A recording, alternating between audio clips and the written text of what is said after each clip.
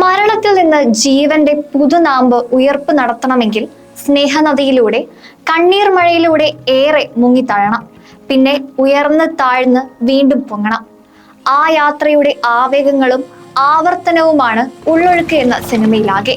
രണ്ടു പെണ്ണുങ്ങളും അവരുടെ പല ജലരാശികളിൽ ഒഴുകിപ്പരന്ന ജീവിതങ്ങളും, അതാണ് ഉള്ളൊഴുക്ക്. ക്രിസ്റ്റോ ടോമിയുടെ സംവിധാന മികവിൽ ഉർവശിയും പാർവതി തിരുവോത്തും പ്രധാന വേഷങ്ങളിലെത്തിയ ചിത്രമാണ് ഉള്ളൊഴുക്ക്.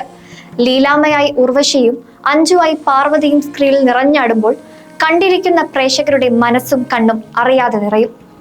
കാലവർഷക്കെടുതിയിൽ മുങ്ങിത്താഴുന്നൊരു ദേശം, സങ്കടപ്പേത്തിലെ ഉള്ളൊഴുക്കിൽപ്പെട്ട് രണ്ട് സ്ത്രീകൾ, അവർക്ക് ചുറ്റും പാപം ചെയ്യുന്നവരെ കല്ലെറിഞ്ഞു കൊല്ലുന്ന ചരിത്ര പശ്ചാത്തലമുണ്ട്. സിനിമയുടെ പാതി വഴി എത്തുമ്പോൾ നീതി ഒരു കഥാപാത്രമായി കടന്നുവരും. അതുവരെ അസത്യവും പാതി സത്യവും നിറഞ്ഞാടിയ ജീവിതങ്ങൾ നീതിയുടെ വരവിൽ നിശ്ചലമാകും. ചിത്രം ക്ലൈമാക്സിലേക്ക് അടുക്കും തോറും കഥാപാത്രങ്ങളുടെ വീർപ്പുമുട്ടൽ പ്രേക്ഷകരിലേക്ക് പടരും.